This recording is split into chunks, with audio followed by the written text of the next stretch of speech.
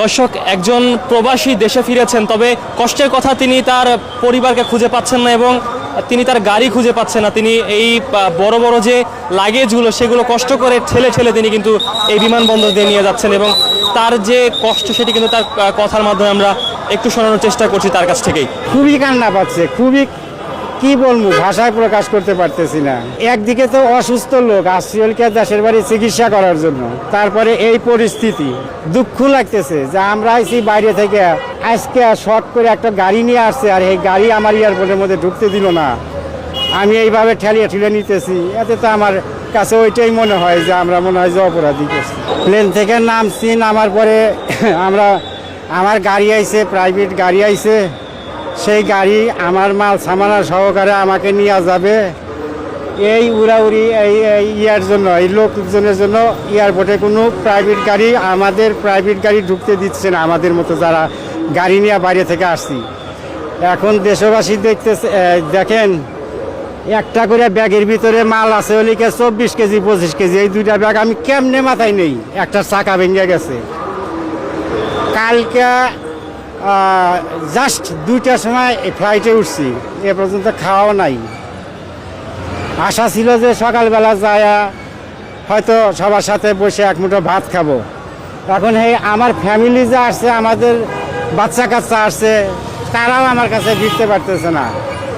আমার কাছে, আমি বিদেশ থেকে আসছি, আমার কাছে কোনো টাকা নাই, মোবাইলে এমবি তুলে কথা বলবো, এ টাকাটা এই ফ্যামিলির কাছে।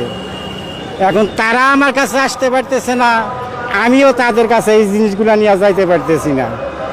লাস্ট পর্যায়ে সিদ্ধান্ত নিলাম যে এই মাল সামানা হয়তো মাথায় নিমু, আর নইলে রাস্তার ভিতরে আমি টেনে টুনে নিয়ে দেই।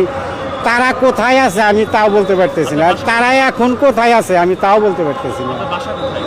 আমার বাসা সিরাজগঞ্জ। সিরাজগঞ্জ যাবেন? আমি সিরাজগঞ্জই যাব। তাদের সাথে দেখা করিয়া তাদের সাথে তারাই আমাকে নিবার লেগে আসছে। এখন তারা কোন জায়গায় আছে, আমার মোবাইলে নেটও নাই, টাকা তুলবো কোন জায়গায় যায় টাকা তুলবো, এই এলাকার কয়েকটা জায়গাতে ঘুরলাম, হে দোকানও পাই না টাকা তোলা। আমার খুব খারাপ লাগতেছে, এখন খুবই খারাপ লাগতেছে। তারপরে আমি একজন অসুস্থ লোক, আমার এমনই হচ্ছে যে খুবই কান্না পাচ্ছে, খুবই কি বলবো, ভাষায় প্রকাশ করতে পারতেছি না।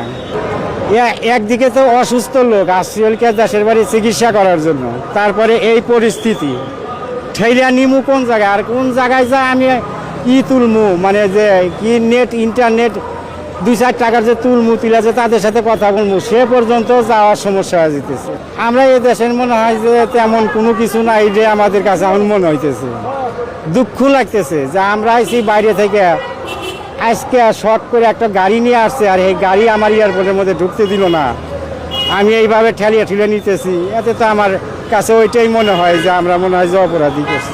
এখন কি বলবো, আমি তাদের সাথে সাক্ষাৎ করতে পারলে বড়ই ভালো, তারপরে আমি দেশে চলে যাব। তাছাড়া আর কিছু কি করার আছে, এটা কি করব, আর কিছু দেখতেছি নাই। আমার মেন সমস্যা, আমার পরিবার আমাকে নেওয়ার জন্য গাড়ি নিয়ে আসছে। আমার বিমান থেকে নামছি, বিমান থেকে নামার পরে বেরোমু, আর আমার গাড়ি ওই এয়ারপোর্টের ভিতরে ঢুকতে নিষেধ করছে। ওরা এয়ারপোর্টের থেকে অনেক দূর ফাঁকে আছে। এখন ওদের সাথে যে আমি যোগাযোগ করবো, ফোনে যোগাযোগ করবো, আমার ফোনে ব্যালেন্সও নাই, বিদেশি সিম। এদিকে ওই যে ওয়ান টাইমে এয়ারপোর্টের ভিতরে ফোন আছে, ওইটাতে 2বার করে কথা বলছি, ওইটা দিয়ে তাকে ঠিক মতো পাই নেই। খাওয়া দাওয়া করেছেন? না, খাওয়া দাওয়া কালকে করছে, এ পর্যন্ত খাওয়া দাওয়া করি নেই। কষ্ট হচ্ছে? কষ্ট বলতে কি, কষ্ট এর সাথে আর কি দেখাবো। কালকে ভোর 4টার সময় খাইছি, এ পর্যন্ত খাওয়া দাওয়া নাই। আচ্ছা, এই যে কষ্ট, আপনার যে পরিবারের একজন যিনি কিনা বিদেশ থেকে আসতেন, দেশে আসতে কষ্ট হলো, এই বিষয়ে কি বলবেন? 6টার সময় এসে এটা আনন্দ, আমি গাড়ির ঢুকতে দেয় না। আমরা 6টার সময় এসে প্রত্যেকটা রাস্তায় আটকাই দিছে, বলছি আমাদের যাত্রী এসে দাঁড়া রয়েছে, আমাদেরকে ঢুকতে দেন, আমরা যাত্রী রিসিভ করবো না, কোনোভাবেই ঢুকতে দেন। আবার খালি মানুষ যে নিতে আসবো, লাগেজ একটা মানুষ 3টা লাগেজ নিয়ে আসতে পারে, বলছি আমাদের লাগেজটা আনতে সুযোগ দেন।